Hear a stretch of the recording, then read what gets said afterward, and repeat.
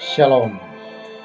Kembali lagi bersama saya di sini Pastor Samuel dalam program Rema dan restorasi melalui Alkitab. Kita percaya bahwa Alkitab itulah firman Allah yang merupakan pelita bagi kaki kita dan terang di jalan hidup kita. Nah, di dalam Keluaran pasal yang ke-27 ayat 20-21 dikatakan, haruslah kau perintahkan kepada orang Israel supaya mereka membawa kepadamu minyak zaitun tumbuk yang murni untuk lampu, supaya orang dapat memasang lampu agar tetap menyala. Di dalam kemah pertemuan di depan tabir yang menutupi tabut hukum, haruslah Harun dan anak-anaknya mengaturnya dari petang sampai pagi di hadapan Tuhan. Itulah suatu ketetapan yang berlaku untuk selama-lamanya bagi orang Israel turun-temurun.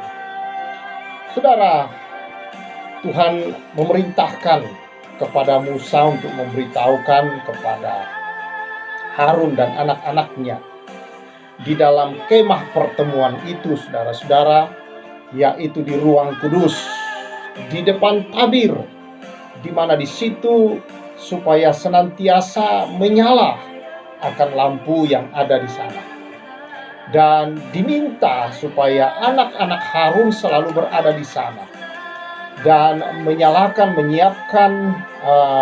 minyak zaitun supaya itu apinya tidak padam. Karena itu merupakan ketetapan yang ditetapkan oleh Tuhan untuk supaya api ada di sana terus-menerus menyala siang dan malam. Nah, saudara-saudara yang dikasihi Tuhan Yesus Kristus, ini saudara-saudara bukan sekedar api biasa. Kita tahu bahwa semua yang ada di dalam kemah itu adalah gambaran tentang Kristus, bahwa Yesus adalah terang dunia, bahwa Yesus berkata, "Akulah terang dunia." Namun juga bukan hanya itu. Ketika dia datang ke dalam dunia dan menerangi setiap orang yang percaya, saudara-saudara, maka setiap orang percaya, Yesus berkata juga, "Kamulah terang dunia." Dan siapa yang berjalan di dalam terang melakukan kehendak Allah, dia tidak berjalan di dalam kegelapan.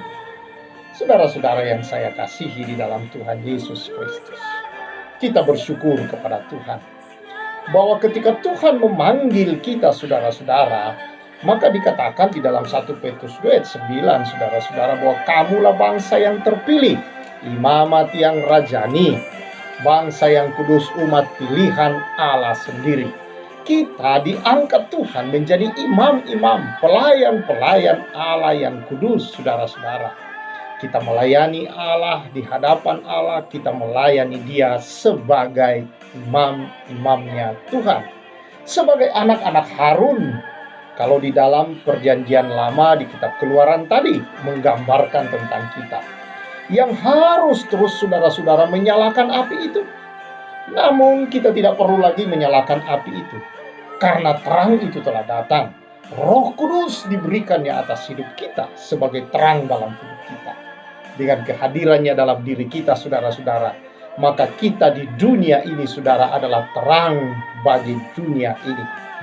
Jadi karena itu Rasul Paulus berkata dalam Efesus pasal yang kelima ayat yang ke-8, "Memang dahulu kamu adalah kegelapan, tetapi sekarang kamu adalah terang di dalam Tuhan. Sebab itu hiduplah sebagai anak-anak terang." Satu keistimewaan status yang Tuhan berikan, bahwa ketika kita percaya kepada Kristus, dipilih, diangkat menjadi milik Tuhan, kepunyaan Tuhan, imam yang melayani di hadapan Allah, maka terang Tuhan telah masuk. Tidak ada lagi kegelapan. Artinya yang menggelapkan kita selama ini, dosa sudah diselesaikan oleh Yesus, sudah diampuni. Dosa tidak berkuasa lagi atas hidup kita, dan kita tidak tinggal dalam dosa, dan kita tidak hidup di dalam dosa. Tetapi justru kita telah ditetapkan sebagai terang bagi dunia ini. Hidup kita harus memancarkan terang Tuhan. Di dalam pekerjaan saudara, di mana di rumah tangga saudara, atau dimanapun saudara berada, maka saudara adalah terang di dunia ini. Terang dimanapun saudara berada. saudara harus menunjukkan kepada dunia bahwa saudara sudah diselamatkan. Saudara, dosamu sudah diampuni. Engkau tidak lagi hidup di dalam dosa. Engkau tidak dikuasai oleh dosa. Dan engkau adalah anak-anak kekasih dari terang itu.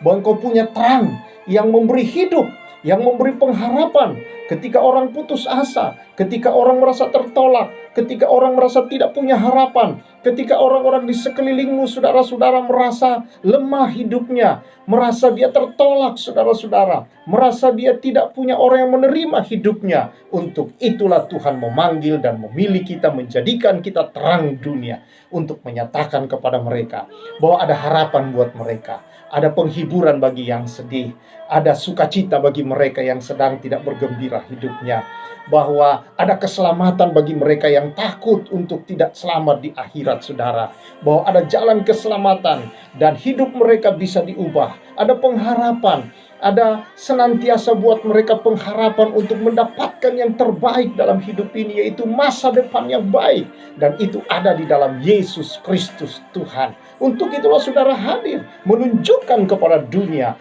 bahwa saudara adalah imam-imam anak, menyatakan terang kepada dunia ini, saudara-saudara. Puji Tuhan, ini satu keistimewaan buat kita.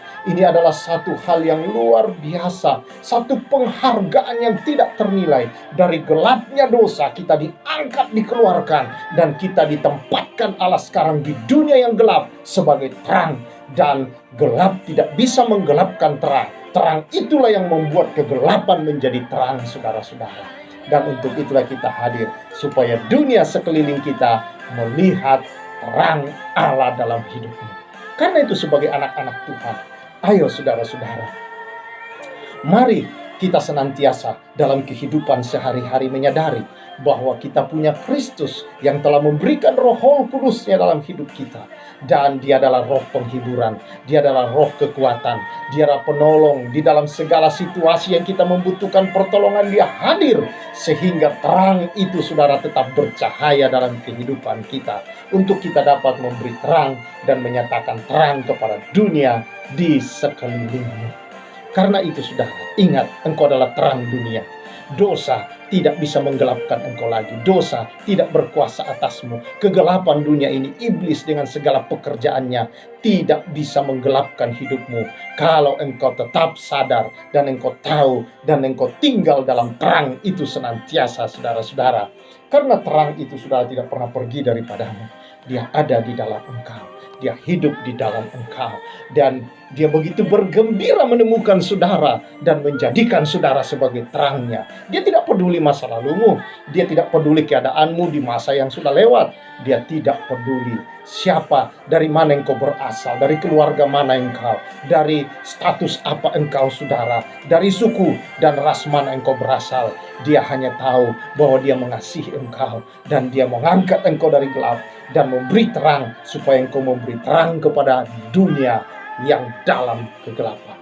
Bukankah ini sesuatu, saudara-saudara, panggilan yang luar biasa, istimewa, dan sangat berharga buat kita? Puji Tuhan. Karena itu, saudara, jangan rendahkan dirimu dengan hal-hal yang hina. Jangan engkau hinakan terang di dalam dirimu, saudara-saudara, yang telah Tuhan karuniakan dalam hidupmu. Tetap bersekutu dengan Tuhan, hidup menyembah. Bangun mesbah-mesbahmu senantiasa di hadapan Tuhan, saudara-saudara, menyembah, memuji Tuhan, dan senantiasa hidup dekat dengan Tuhan. Kalau engkau terus dekat dengan Tuhan, engkau hidup di dalam kebenaran-kebenaran Tuhan, maka kegelapan dunia tidak bisa menggelapkan dan mempengaruhi saudara.